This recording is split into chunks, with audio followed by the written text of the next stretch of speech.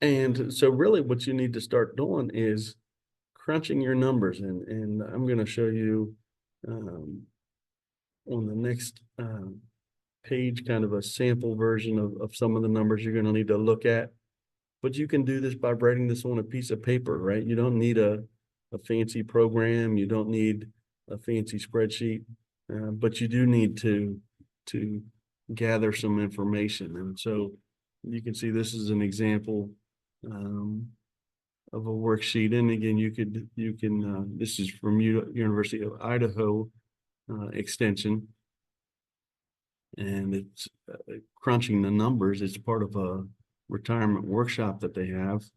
But what's important here is you need to know what your current expenses are, right? So which you see that breaks it down into categories. There's your housing, um, there's your utilities, there's your vehicle and transportation, food, clothing, taxes, insurance. So you got to get an idea of what your current cost. If you don't know what your current costs are, you can always just write these things down for 2 or 3 months, and it'll just give you an average idea. Keeping in mind certain things like a lot of people will use more gas to heat their house in the wintertime and not so much in the summer, more electric in the summer, less electric in the winter. And so keep in mind some seasonal issues there as well. And then you got to think about how those things will change as you move into retirement. So I'll just stick with the heat example. Um, right now, you may set your thermostat down during the day when you're not at home. Well, in retirement, if you're going to be at home, you're going to need to keep that up. So there's going to be a little bit of an increase in cost. And so you have to kind of get an idea of what you think those costs will be once you enter into retirement. Now, there's some different estimates out there.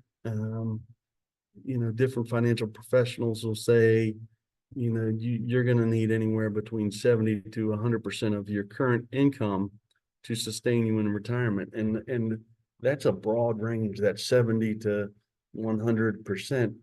And that's because it depends upon how you choose to live in retirement. Some people will live very conservatively. Others say, you know what, I'm retired and I want to travel around the world. But you need to kind of get an idea of what you want retirement to look like for you, and then get an idea of what those costs are. So that's why there's such a variability in those areas. Um, some things you need to know about as you start the planning process. You need to be able to estimate your Social Security benefits. If you have a pension or you plan to work part-time, you need to know what you're going to get from that. You're going to need to know how much income you need. You need to know how much you save, and then how long will you be live in retirement, right? So you need to kind of take a guess on, this is how long I think I'm going to live. And you have to be realistic about that. And there are calculators. I know the Social Security website has it, and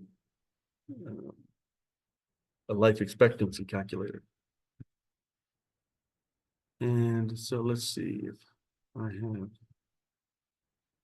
this set up as a video.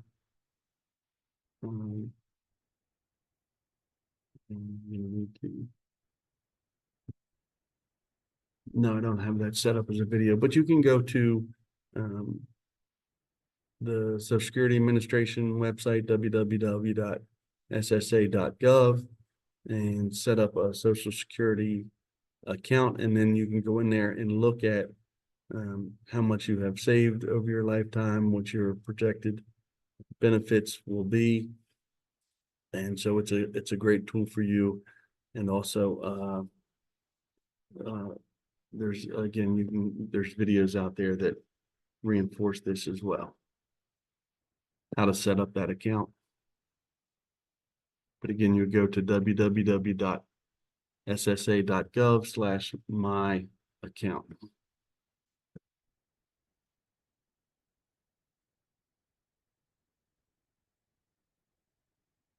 And now I'm going to show you this retirement calculator tool. And I have this link I can post in the chat box for you. Because we're going to be using this retirement calculator just to give you an idea of how you can plan for retirement. And so, again, it's going to have certain inputs, and we're going to go through that. We have a case study we're going to go through with this example here.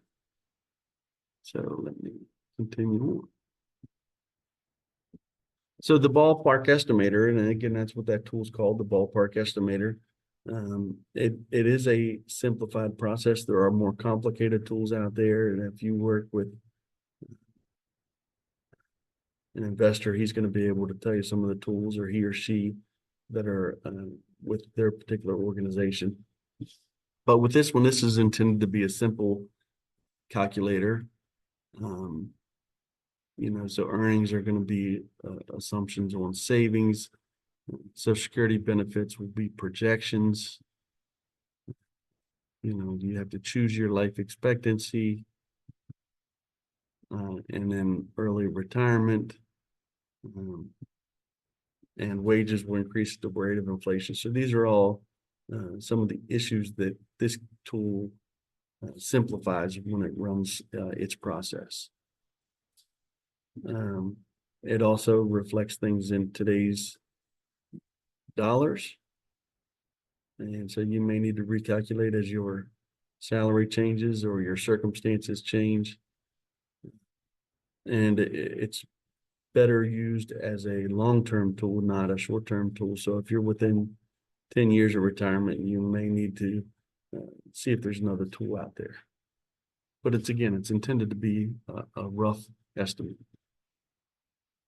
And so this is what it would look like. And I've already shared with you where you can find that link. And it's going to ask you questions like, how much have you already saved for retirement? How much money will you need each year to cover all your living expenses? What is the annual income that you expect to receive from other sources? Will this income be taxed? What is your current age? What is your retirement age? When will you no longer draw on your retirement? Your inflation rate, the current tax rate, your retirement tax rate, your average annual return on your investments. And again, so there's estimates you have to make there, and then you hit calculate, and it'll give you some numbers. And so it's going to tell you when you hit calculate, it's going to tell you the amount needed to save by the retirement date and the amount you need to save to achieve this goal. And like I said, we're going to work through a case study here. And here's our case study. We have Marcia and Ben Stalwart, and they're 49 and 47. They have 2 kids that are in their teens. Marcia has off-farm income and benefit. Ben makes $30,000 while Marcia makes $50,000. That gives their combined salary of $80,000. They need to have an 80% return on their income in retirement. They plan to retire at 67. Life expectancy is 89. Marcia's current savings are 170,000. And so the 2 questions that we're going to try to answer here is what they need to save in total and what they need to save annually for retirement. And this is what it looks like when you pull the numbers in. And so you can see we had that $170,000 figure that they've already saved. How much money will you need each year to cover all your living expenses?